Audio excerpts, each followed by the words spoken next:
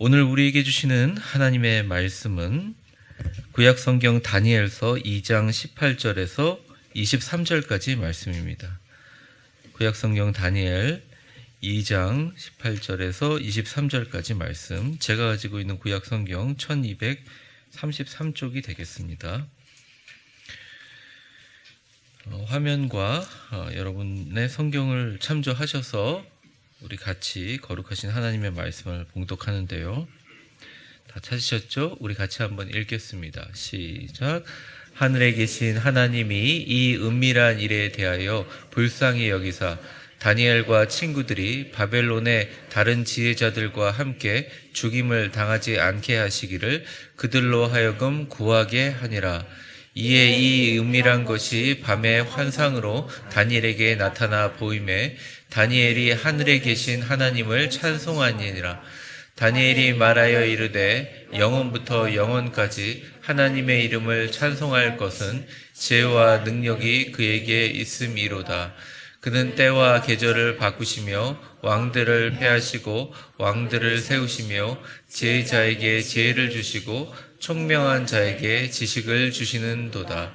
그는 깊고 은밀한 일을 나타내시고 어두운 데에 있는 것을 아시며 또 빛이 그와 함께 있도다. 나의 조상들의 하나님이여, 주께서 이제 내게 지혜와 능력을 주시고 우리가 주께 구한 것을 내게 알게 하셨사오며 내가 주께 감사하고 주를 찬양하나이다. 곧 주께서 왕의 그 일을 내게 보이셨나이다 하니라. 아멘. 주님의 말씀은 내 발의 등이요 내 길의 빛이니이다. 아멘. 살다 보면 정말 어처구니 없는 일들을 당할 때가 있습니다. 지금 현재에도 바빌로니아 제국의 그 왕의 권세는 이루 표현할 수가 없다고 합니다. 이 세상에 나와 있는 어떠한 영화로도 바벨로니아 제국의 왕의 권세를 표현할 길이 없다라고 얘기합니다. 바벨로니아 왕 느부갓네살, 세계사적으로 굉장히 유명한 왕이죠. 그 왕이 하루는 신상에 대한 꿈을 꿨습니다. 꿈에 큰 신상이 나타났는데 그 꿈이 너무 불안한 거예요. 마음이 너무 아프고. 그래서 이 꿈의 내용도 잘 기억이 안 나고, 그런데 이 꿈을 꾸긴 꿨는데 어쨌든 바벨론의 모든 마술사들과 박사들, 학자들에게 이 꿈의 자세한 내용과 해석들을 의뢰했습니다. 사실은 명령한 거죠. 근데 아무도 해석하지 못하는 거예요. 그래서 왕이 화가 나가지고 공중의 마술사와 박사들과 학자들을 집단으로 죽이는 일들이 발생하게 됩니다. 근데 너무나 억울한 것은 진짜 황당한 일이죠. 단지 다니엘과 그 세 친구들은 아주 어릴 적에 바벨론의 포로로 잡혀왔고 그들이 아주 똑똑하다는 이유로, 명석하다는 이유로 왕의 종교 자문기관, 즉 박사, 마술사, 학자 그룹에 속해 있었습니다. 아닌 밤에 홍두깨이죠.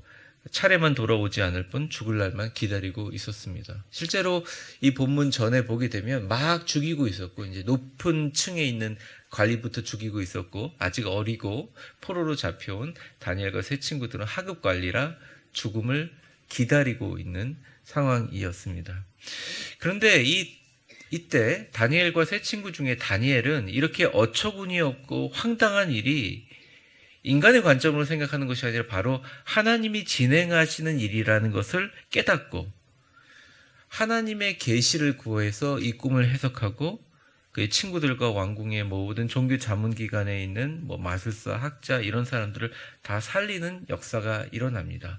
그렇게 다짐하는 말이 오늘 18절, 19절에 나와 있습니다. 이 색깔 글자를 좀 중심으로 보시기를 바랍니다. 같이 읽겠습니다. 18절, 19절 시작. 하늘에 계신 하나님이 이 은밀한 일에 대하여 불쌍히 여기사 다니엘과 친구들이 바벨론의 다른 지혜자들과 함께 죽임을 당하지 않게 하시기를 그들로 하여금 구하게 하니라. 이에 이 은밀한 것이 밤의 환상으로 다니엘에게 나타나 보이니 다니엘이 하늘에 계신 하나님을 찬송하니라. 아멘. 오늘 본문의 말씀은 다니엘이 먼저 안타까운 마음으로 기도했지만 반드시 하나님께서 역사하시면 이 수많은 사람들 같이 지냈던 이 왕궁에 어떻게 보면 왕 옆에서 조언을 하고 해석을 했던 사람들이 다 죽는 일들을 면하고 나를 지켜주실 것이다 라고 고백하고 정말 은밀한 것이 밤의 환상으로 나타나 다니엘에게 하나님의 뜻 가운데 그 꿈의 의미들을 해석하게 합니다. 그래서 다니엘이 하늘에 계신 하나님을 찬송하는 내용이라고 할 수 있습니다. 그래서 오늘 19절 이하서부터 20절서부터 23절까지 오는 마지막 절은 다니엘이 정말 왕에게 죽으러 가기 전에 하나님이 나에게 보이신 일들에 대한 찬양이라고 할 수 있습니다. 오늘 이 찬양을 통해서 주님 말씀하실 때 신을 벗고 상식을 내려놓는다. 주님 말씀하실 때 신을 벗고 상식을 내려놓는다 라는 제목으로 기적을 만드는 다니엘의 습관과 태도에 대해서 우리 같이 한번 살펴보려고 합니다. 유독 다니엘서에는 기적이 많습니다. 그래서 마치 다니엘서를 많은 사람들이 스토리나 역사서로 이해합니다. 근데 다니엘서를 아주 진지하게 읽어보신 분은 다니엘서는 요한계시록 다음으로 어떻게 보면 큰 예언서라고 할 수 있습니다. 예언의 말이 너무 많이 해요. 꿈과 계시와 환상의 내용이 많이 나와 있죠. 왜 그러냐면 그런 내용들은 예언서지만 다니엘의 그 기적의 사건들이 너무 도드라지기 때문입니다. 뭐 새 친구가 풀무불에 들어가서 나온 내용이라든지 사자굴에 들어가서 모든 기적들이 다 되어 있어요. 근데 이 다니엘이란 사람 한 사람을 통해서 하나님께서 유독 하나님이 인간 세상의 물리적인 법칙, 3차원적인 세계의 법칙을 다 어떻게 보면 무시해버리는 듯한 하나님의 놀라운 기적이 나타나죠. 그의 습관과 태도가 무엇인가? 먼저 습관, 그 다음에 태도 이렇게 살펴보고 말씀을 마치겠습니다. 첫 번째입니다. 기적의 습관입니다. 하나님의 지혜 앞에 날마다 자신을 벗어버리고 내려놓으라. 다니엘은 철저하게 자신의 지혜와 능력을 의지하지 않았습니다. 다니엘은 되게 똑똑한 사람이었어요. 실제적으로 아주 머리가 좋은 사람이기도 하고 명문 가정이기도 하고 했지만 그는 자신이 갖고 있는 지혜를 완전히 내려놓고 버리는 것처럼 하나님을 의지했습니다. 20절에 보면 그가 찬송하는 내용에 그의 진짜 진심의 마음이 들어 있습니다. 같이 읽어보겠습니다. 시작. 다니엘이 말하여 이르되 영원부터 영원까지 하나님의 이름을 찬송할 것은 지혜와 능력이 그에게 있음이라. 아멘. 초록색 글자가 되게 중요합니다. 지혜와 능력이 그에게 있음이로다. 여러분 한번 옆 사람 축복해 보겠습니다. 보면서 웃으면서 한번 축복해 보겠습니다. 오직 하나님께만 지혜와 능력이 있습니다. 뭐 우리가 웃으면서 얘기하지만 진짜 믿으세요? 아니 여러분이 더 똑똑하지 않아요? 하나님보다? 그런 거 아니에요? 거짓말 아니에요? 제가 너무 멍청하다는 표현은 좀 그렇고 야, 내가 내 인생이 내 뜻대로 되지 않는구나라고 느끼기 시작한 일들이 정말 하나님의 일을 하면서 수시로 많이 일어나는데 우리는 말은 이렇게 해도 하나님보다 자기가 더 똑똑해요. 그게 명석한 사람이든지 무식한 사람이든지 뭐 IQ 차이 아무 상관없이 모든 사람들이 그렇게 생각합니다. 이게 인간의 본성입니다. 근데 다니엘도 그런 생각을 안 했겠어요? 당연히 했겠죠. 똑똑한 사람입니다. 너무 안타깝습니다. 솔로몬이 직접 쓴 어떤 인문학적인 책이라든지 제가 만약 전 책을 좋아하니까 다니엘이 직접 쓴 그러한 역사적 기록 같은 책들이 정말 남아있었다면 그 당시 종이가 제대로 없는 시대라 만약 있었다면 너무 돌판이라도 새겼으면 정말 쫓아가도 고고학을 팔 정도로 저는 그런 관심이 많은데 없어요. 근데 당시에 굉장히 똑똑한 사람이에요. 근데 그 사람은 일단 자신의 똑똑함과 지혜를 하나님 앞에 낮춰버려요. 근데 자기 똑똑한 걸 알고 낮추는 게 아니라 진짜 자기는 바보처럼 모든 지혜와 찬송이 그에게 있음을 이야기합니다. 세상의 모든 지혜와 능력은 오직 하나님께 있음을 진짜 믿었어요. 믿지 않고서는 그런 행동을 할 수가 없어요. 생각해 보세요. 사자굴에 집어넣는다라고 얘기하고 죽는다라고 얘기했는데 어떻게 창문을 열어놓고 기도할 수가 있습니까? 하나님이 죽었다 생각하고 내 지혜를 생각하면 그 사람들 뻔히 볼 때 하루에 3번씩 창문 열어놓고 기도하지 않죠. 조용히 문 닫고 골방에서 기도할 거 아니에요. 죽기 싫으니까. 그게 제대로 된 지혜 아니에요? 그런데 그는 알았어요. 세상의 모든 일들은 하나님께서 하신 일이라는 그의 지혜와 능력, 하나님의 능력 안에 있다는 것을 그냥 그는 인정했다는 것입니다. 여러분 삶에 기적이 일어나기를 만약 원하시는 분이 계시다면 저도 마찬가지고 여러분들도 이런 질문을 해야 됩니다. 같이 한번 읽어볼까요? 시작. 나는 오직 하나님께만 모든 지혜와 능력이 있다고 다니엘처럼 생명 걸고 진짜 믿고 있는. 그 당시에 모든 똑똑한 박사들과 학자들과 마술사들은 다 상황만 보고 생각했어요. 어떻게 하면 이 상황을 벗어날까? 어떻게 하면 가장 최고의 선택을 할까? 그리고 공포에 질려서 행동했습니다. 그런데 최하급 관리이고 너무너무 어린 다니엘이 왕의 측근들에게 가서 얘기했어요. 더 이상 사람 죽이지 말고 내가 왕에게 가겠다. 근데 그때가 다니엘이 하나님으로부터 계시를 받았을 때가 아니에요. 그게 더 중요한 거예요. 19절에 나타난 거지 그때는 17절, 14절에서 17절 사이라는 거예요. 아니에요. 그런데도 하나님이 이 일을 만드신 이 끔찍한 일이 일어나는 모든 상황 가운데는 하나님이 반드시 선한 의도가 있다라고 생각을 합니다. 하나님만이 이 모든 일의 주권자이자라는 믿음이 있었어요. 목숨 걸고 기도하면서 왕에게 나아갔다는 거죠. 우리 가운데 상황이 좋으신 분들도 있고 상황이 안 좋으신 분들도 있습니다. 상황이 어렵고 힘들더라도 다니엘 같은 믿음을 가진다면 우리가 해야 될 차선의 행동이 아니라 최선의 행동이 무엇인지 우리는 알 수 있죠. 그것은 바로 기도하며 왕에게 나아가는 것이 아니라 세상을 향해 나아가는 것이 아니라 내 속에 깊이 침잠하는 것이 아니라 하나님께 나아가는 것이죠. 신앙생활이라는 것은 날마다 하나님 앞에 지혜와 능력 그것을 하나님의 지혜와 능력 앞에 자신을 벗어버리고 상식을 내려놓는 매 순간의 발걸음입니다. 지나간 일이지만 오래전에 저희 자녀가 미국에서 크게 다친 일이 있었습니다. 구급차가 올 정도로 심각한 일이었어요. 그 당시 제가 교회에 목회하고 있었는데 아내한테 전화 와서 울면서 전화 와가지고 제가 다른 일들은 할 수 없고 5분 후에 설교를 했어요. 빨리 가서 전화를 해야지 어떻게든 변호사든 뭐든 미국에 있는 사람을 통화를 해서 보험이라도 되게 해야 되는 어마어마한 금액이 나오니까 해야 하는데 1분이라도 설교나 이렇게 예배에 늦게 가지를 못하겠더라고요. 그렇게 하면서 마음속에 여러 가지 생각들이 들었습니다. 내가 상식적으로 행동할 것인가, 내 지혜로 행동할 것인가, 하나님께 기도할 것인가. 그래서 제가 들어가기 전에 하나님 제가 마음이 편안하게 하게 기도를 부탁드립니다라고 얘기를 했어요. 예배 끝나고 나니까 지금 우리 교회는 아닙니다. 그 장로님들이 난린 거예요. 목사님 미국에 누가 알고. 그래서 장로님들 주일날 예배 끝나고 이제 하시죠. 그렇게 얘기를 했어요. 근데 그 3부 예배 시작하는 그 중간에 뭔가 하나님께서 이렇게 그림 같은 걸 보여주시는데 환한 빛을 가지고 있는 사람이 저희 그 애들 곁으로 오는.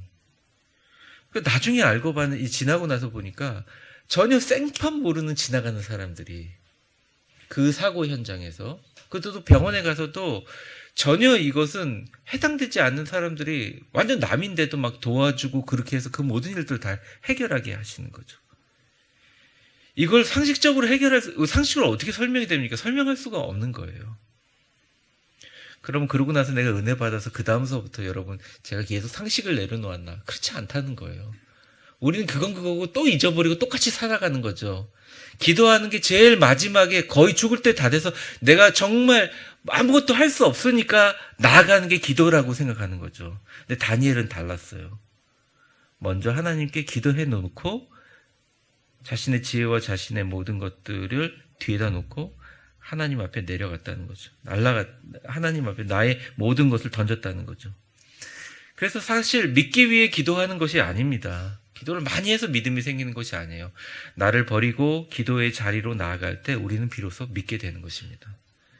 자신을 내려놓고 나의 일어나는 좋은 일, 나쁜 일들 속에 이게 하나님의 능력과 지혜가 있구나라고 찾게 되면 그때부터 기도는 여러분의 능력의 통로가 됩니다.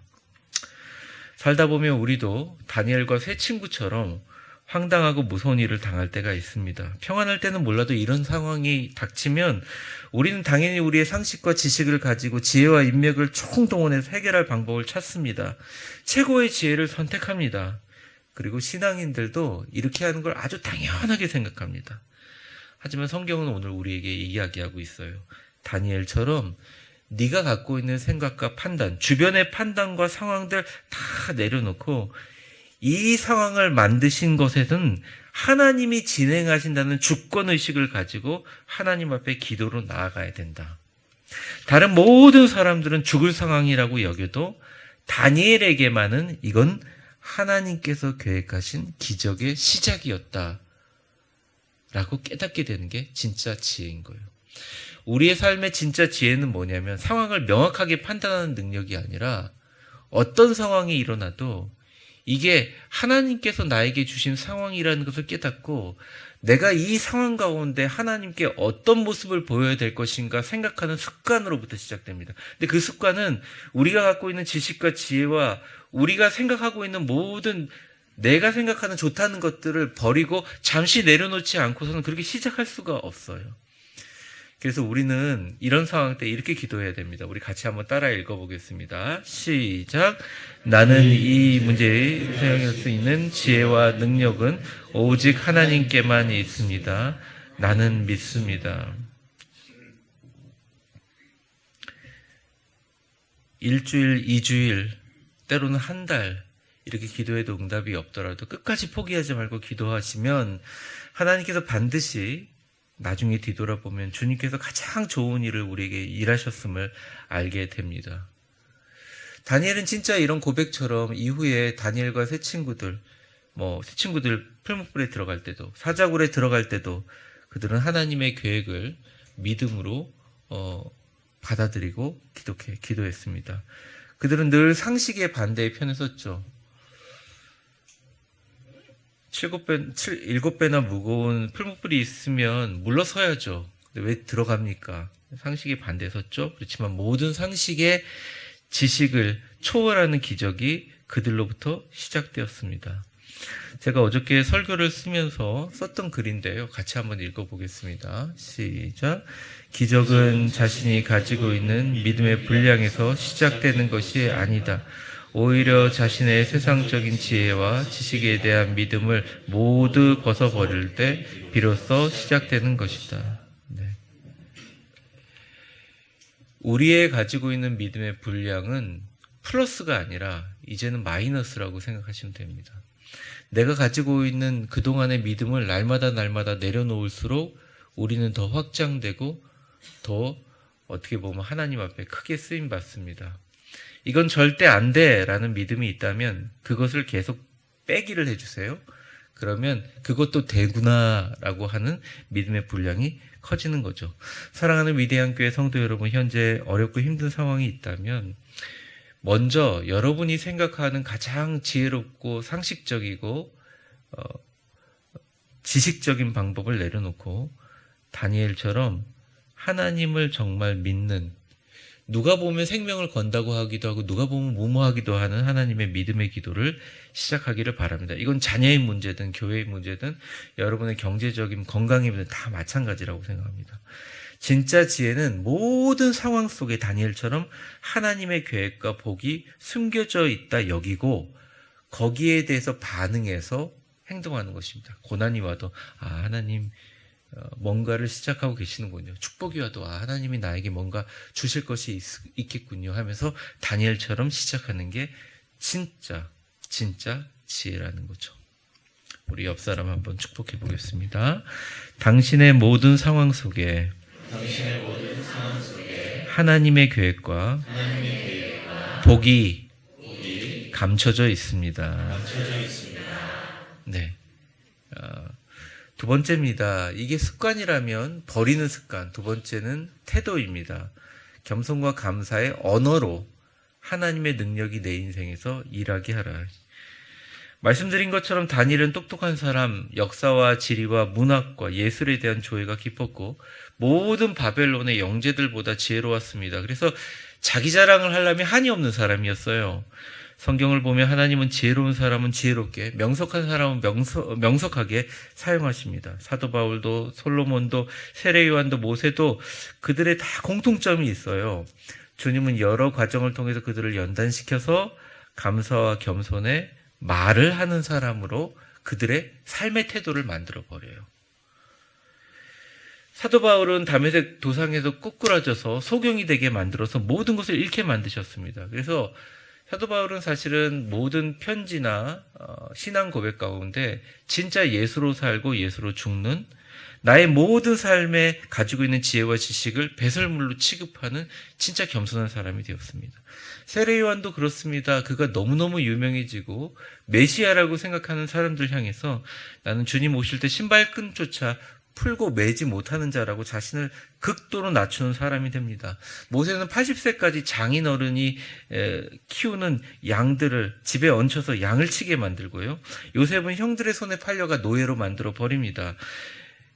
그런 과정을 통해서 그 모든 신앙의 위인들이 마지막 절대적인 결정적인 순간에 그들의 입술로 하나님만 높이는 겸손과 감사를 선포하게 합니다.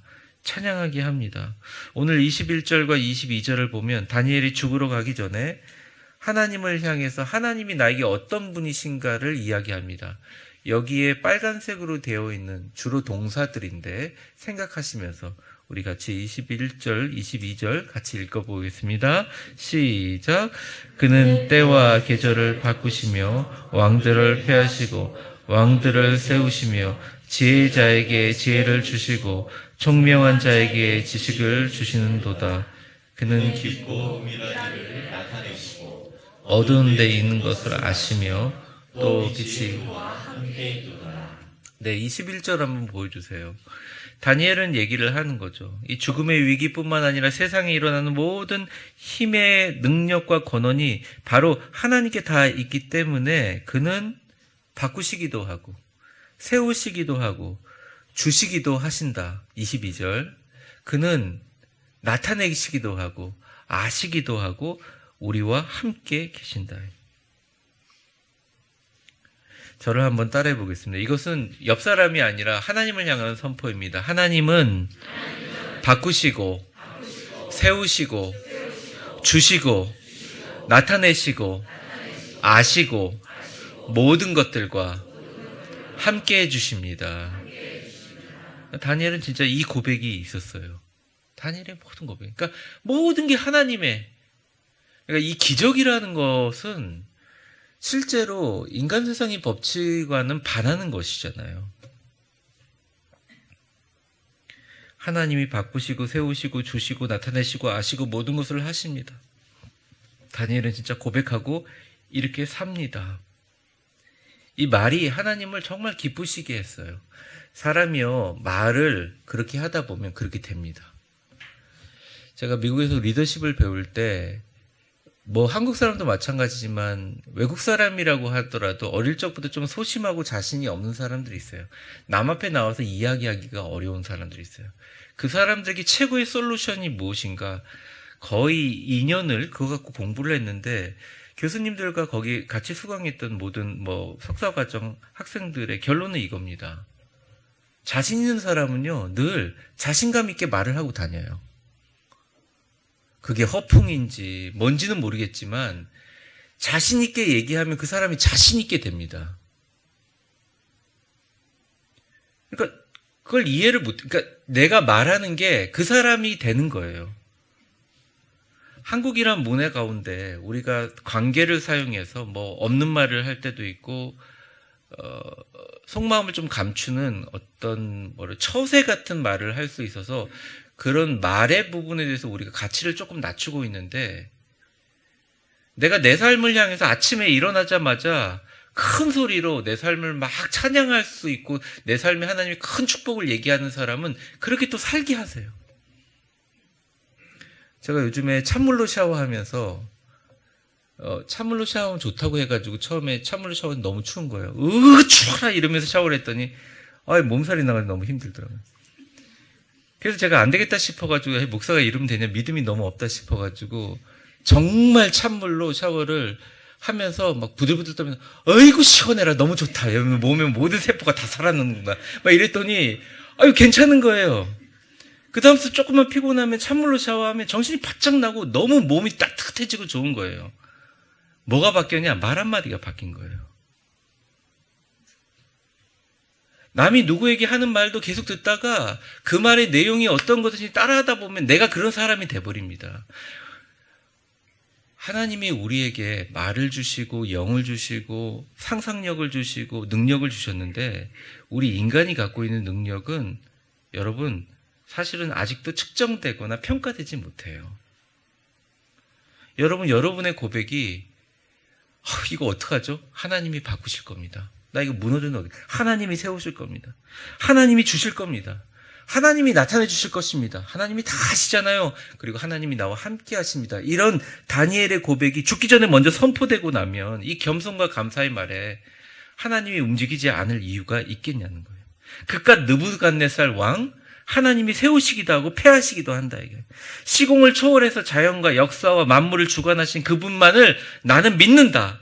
얼마나 아름다운 말이며 얼마나 아름다운 겸손입니까? 하나님을 얼마나 감동시키는 감사입니까? 저도 그렇고 우리 교회도 다니엘과 같은 감사와 겸손의 말을 진짜 하고 그렇게 사는 사람이 계셔서 다니엘이 받은 축복의 100분의 1만큼의 영향력과 그 은혜를 소유한다면 얼마나 교회와 성도들의 모든 삶에 도움이 될까, 저는 즐거운 상상을 해봅니다. 말씀을 정리합니다. 신앙생활은 말 그대로 그렇게 어려운 게 아닙니다. 복잡하지 않고 되게 간단합니다. 특별히 기적을 일으키는 신앙생활은 매우 간단해요. 근데 왜 우리 삶에 하나님의 기적이 능력과 지혜가 나타나지 않을까요? 그것은 오늘 성경에서 말하는 다니엘의 이 습관과 태도가 우리의 상식과 본성에는 별로 맞지 않기 때문입니다. 진짜 바보 같기 때문입니다. 그런데 이 기적의 습관에 따라 날마다 나를 버리고 지혜와 상식을 내려놓고 하나님이 이 일을 하셨다라고 여기고 거기에서 의미를 찾고 거기에 대해서 반응하기 시작할 때, 그리고 또 태도 자신이 원래 갖고 있는 자신을 드러내고자 하는 교만이라든지 나의 본성과 반대로 하나님 앞에 하나님이 다 하신 일이라는 감사와 겸손의 언어의 생활을 나의 삶의 태도가 되게 하게 하면 그 사람의 남은 인생 동안 하나님께서 쓰시는 그런 기축점이 완전히 바뀌어진다는 거죠. 오늘 마지막 절에 다니엘이 이제 마지막으로 왕에게 죽으러 가면서 이렇게 마지막 찬양을 합니다. 23절 같이 읽겠습니다. 시작. 나의 조상들의 하나님이여, 주께서 이제 내게 지혜와 능력을 주시고 우리가 주께 구한 것을 내게 알게 하셨사오니 내가 주께 감사하고 주를 찬양하나이다. 곧 주께서 왕의 그 일을 내게 보이셨나이다 하니라. 우리의 남은 인생 다니엘처럼 날마다 주님 찬양합니다. 하나님의 일을 날마다 오늘도 내일도 보이실 것입니다. 찬송하는 영광스럽고 위대한 인생이시기를 주의 이름으로 축원합니다. 기도하겠습니다.